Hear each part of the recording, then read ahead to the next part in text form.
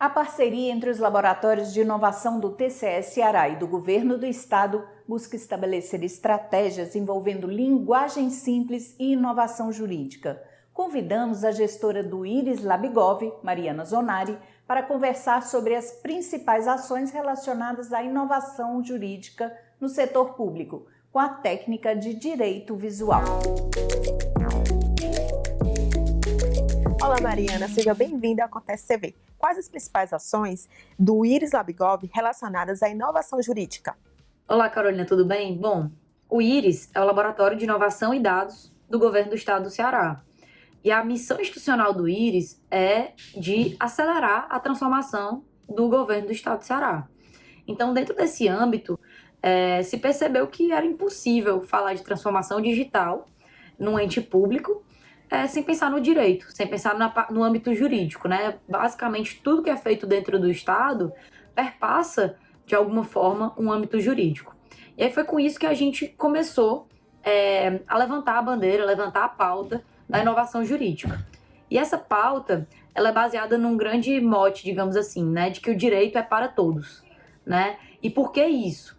Porque a nossa ideia é de que o direito deve ser utilizado como uma ferramenta, como um instrumento de aproximação do Estado com a população, e não uma barreira, uma dificuldade de entendimento, e sim exatamente o contrário, né? Como tudo que a gente faz no Iris, a ideia é de que a gente sempre tenha as nossas pautas baseadas na inclusão e na acessibilidade. Então, dentro dessa pauta de inovação jurídica, a gente tem algumas frentes, como utilização de direito visual e design jurídico, aplicação de linguagem simples no direito, a preocupação com as leis de proteção de dados e a LGPD.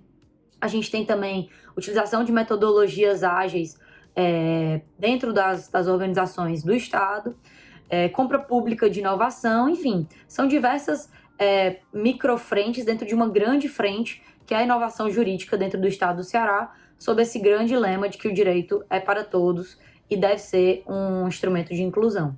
E como o direito visual pode ser aplicado na administração pública? O direito visual, como ele é conhecido aí no mercado visual law, né, a gente usa o termo direito visual porque a gente carinhosamente apelidou o visual law de direito visual, utilizando técnica de linguagem simples e evitando os estrangeirismos. Mas o direito visual basicamente é pensar em quem que vai receber aquela comunicação jurídica e, ao pensar em quem que vai receber aquela comunicação jurídica, pensar numa linguagem empática e não numa linguagem técnica, para que eu entregue a informação que vai ser compreendida. E aí, para eu entregar uma informação que vai ser facilmente compreendida pelo outro, eu me utilizo de elementos visuais, eu me utilizo de infográficos, eu me utilizo de gráficos, eu me utilizo de figuras, eu me utilizo de ícones, enfim, quadros. Então, o que eu puder me utilizar de elementos visuais para tornar aquela minha linguagem, em vez de uma linguagem técnica, uma linguagem empática, uma linguagem que se preocupa em quem do outro lado está recebendo aquela informação e transmite aquela informação pensando nessa pessoa e não pensando no advogado, né? Porque o advogado tem esse costume de escrever de advogado para advogado, né? E aí o direito visual, ele quebra exatamente isso. É a gente começar a pensar em escrever de um advogado para quem efetivamente vai consumir aquela informação. O Instituto Plácido Castelo, por meio do Laboratório de Inovação e Controle, em parceria com o Iris, vai ofertar uma capacitação aos servidores do TCE sobre o direito visual. Pode nos informar o objetivo dessa capacitação?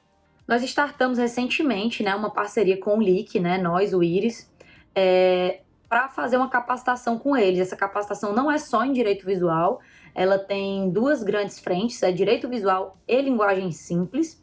E o grande objetivo dessa formação dos servidores do TCE é a gente, como Iris, como laboratório de inovação, passar toda a expertise que a gente tem nesses temas de linguagem simples e de direito visual, para que os servidores do TCE passem a adotar essas metodologias inovadoras dentro dos seus trabalhos no TCE. E, a partir de então, o TCE consiga adotar uma linguagem mais empática, uma linguagem mais acessível, mais clara para os cidadãos, né? E aí isso tudo também pensando que a linguagem simples, a linguagem acessível, foi inclusive reconhecida recentemente a Lei 14.129, agora de março de 2021, como uma das diretrizes de governo digital.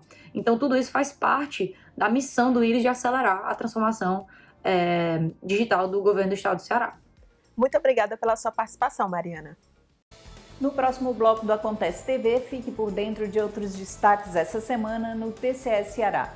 Veja também, Instituto Plácido Castelo promove webinar sobre a Lei Geral de Proteção de Dados.